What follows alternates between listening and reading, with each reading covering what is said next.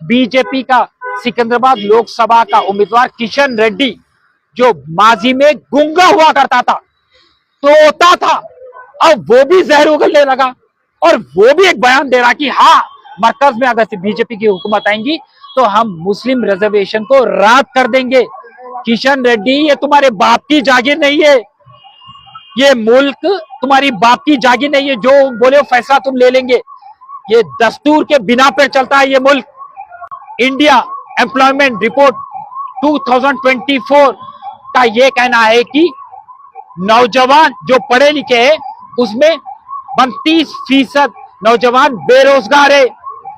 ये बीजेपी की वजह से। इलेक्टोरल स्कैम किसके वजह से हुआ? बीजेपी की वजह से। अदानी स्कैम किसके वजह से? बीजेपी की वजह से हुआ। काले कानून किसके वजह से लागू हो रहे? बीजेपी की वजह से लागू हो रहे। करप्शन में नरेंद्र मोदी, माजी में जाओ, जाके जो आजादी की जंग हुई और आजादी जंग में कितने मुसलमान शहीद हुए जाके किताबों में पढ़ो। तुम तो अनपढ़ है, तुम्हारे पास तो डिग्री नहीं है, तुमने तो कभी कलम को छुआ ही नहीं, तुम क्या पढ़ेंगे? कभी का बीजेपी का कोई एक भी शख्स आजादी की लड़ाई में शहीद हुआ? नहीं हुआ। ये पूरे गॉडसे के पिल्ले हैं। नाथूराम गॉडसे, जिसने महात्मा गांधी को शहीद किया, उसके पिल्ले हैं, उसके मानने वाले हैं, उसकी। आप आज आप देखेंगे कि इंतखाबात के वक्त हिंदू मुसलमान के बीच में इंतशार पैदा करने के लिए किशन रेड्डी ये बयान दे रहा। किशन रेड्डी की औकात क्या है, उसकी हैसियत क्या है, उसके क्या तरक्की काम है, मेरे को ये बताइए। अस्सलाम वालेकुम, नमस्ते, सत श्री अकाल।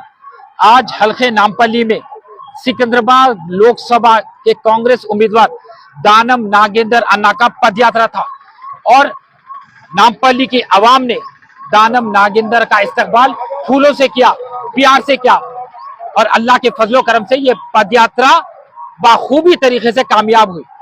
आज रियासत तेलंगाना में और पूरे मुल्क में कांग्रेस का मुकाबला फिरका परस्त ताकत बीजेपी से, संघ परिवार से, आरएसएस से। फिरका परस्त ताकत हमारे सारे मुल्क में एक नफरत का बाजार खोल डाली और इस नफरत के बाजार में हमारे राहुल गांधी जी मोहब्बत की दुकान खोल रहे हैं। मिसाल के तौर पर आपको बताता चलूं कि नफरत की सियासत किस तरीके से बीजेपी की जानिब से हो रही है। 2 दिन कबल अमित शाह रियासत तेलंगाना में आकर एक जहरीला बयान देते हैं और कहते हैं कि अगर से मरकज में बीजेपी की हुकूमत आएंगी तो हम 4% मुस्लिम तहफुजात को रद्द कर देंगे।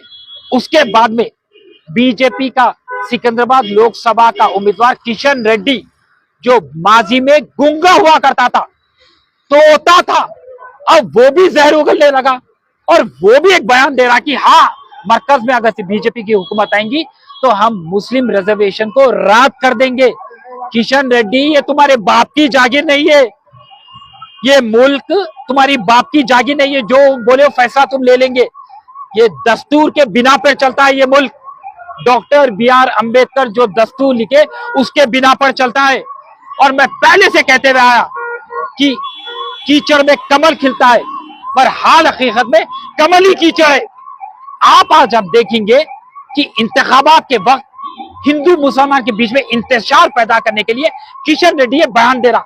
किशन रेड्डी की औकात क्या है, उसकी हैसियत क्या है, उसके क्या तरक्की काम है, मेरे को ये बताइए।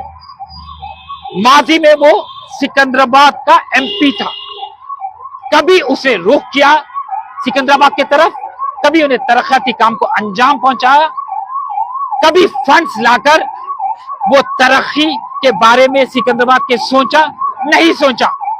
सिर्फ उसको वोट मिलते गए जमात की बुनियाद पर, कमल की बुनियाद पर, बीजेपी की बुनियाद पर।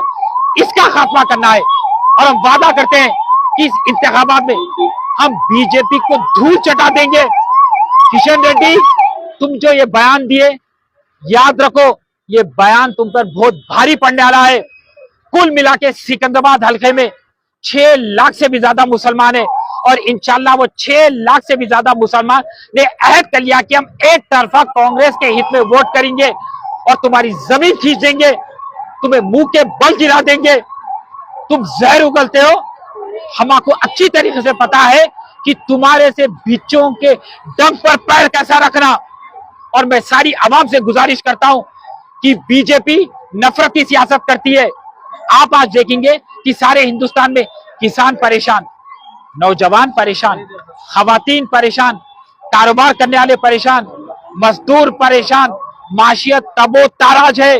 मुल्क की हर जगह नफरत का बाजार खुला हुआ है। अमित शाह को मुंह तोड़ जवाब देना होगा, नरेंद्र मोदी को मुंह तोड़ जवाब देना होगा। नरेंद्र मोदी भी एक फिरका परस्ती का सबूत पेश करते हुए एक बयान देके कहता है कि मुसलमान बहुत बच्चे पैदा करते हैं, मुसलमान घुसबेटियां हैं। नरेंद्र मोदी माजी में जाओ, जाके जो आजादी की जंग हुई और आजादी जंग में कितने मुसलमान शहीद हुए जाके किताबों में पढ़ो। तुम तो अनपढ़ है, तुम्हारे पास तो डिग्री नहीं है, तुमने तो कभी कलम को छुआ ही नहीं, तुम क्या पढ़ेंगे। कभी का बीजेपी का कोई एक भी शख्स आजादी की लड़ाई में शहीद हुआ नहीं हुआ। ये पूरे गॉडसे के पिल्ले हैं। नाथूराम गॉडसे जिसने महात्मा गांधी को शहीद किया, उसके पिल्ले हैं, उसके मानने वाले हैं, उसकी औलाद में से तो ये सिर्फ नफरती उगलते रहेंगे। पर राहुल गांधी साहब को अच्छी तरीके से पता है कि नरेंद्र मोदी को मुंह तोड़ जवाब किस तरीके से दिया जाना चाहिए, अमित शाह को मुंह तोड़ जवाब किस तरीके से दिया जाना चाहिए। आज आप देखेंगे कि सारे हिंदुस्तान पे 205 लाख करोड़ का खर्चा है। ये खर्चा किसके जानिब से हुआ? बीजेपी की जानिब से हुआ। इंडिया एम्प्लॉयमेंट रिपोर्ट 2024 का यह कहना है कि नौजवान जो पढ़े लिखे हैं उसमें 32% नौजवान बेरोजगार है। ये बीजेपी की वजह से। इलेक्टोरल स्कैम किसके वजह से हुआ? बीजेपी की वजह से। अदानी स्कैम किसके वजह से? बीजेपी के वजह से हुआ। काले कानून किसके वजह से लागू हो रहे? बीजेपी के वजह से लागू हो रहे। करप्शन में इनके पूरे कायदीन मुलविस है, किसके वजह से? बीजेपी की वजह से। ईडी, सीबीआई, आईटी का कौन इस्तेमाल कर रहे हैं? बीजेपी। मैं बोलना शुरू करूंगा तो सुबह से शाम हो जाएंगी, फिर शाम से रात, फिर रात से सुबह। पर इनके नाकामयाबियां बयान करते करते करते इनकी जो लिस्ट है खत्म नहीं होने वाली है। तो लिहाजा हमें मुंह तोड़ जवाब देना होगा। नागेंद्र को फतेहाब करना होगा, कांग्रेस को फतेहाब करना होगा और मरकज में राहुल गांधी साहब को वजीर आजम बनाना होगा। जय हिंद, जय कांग्रेस।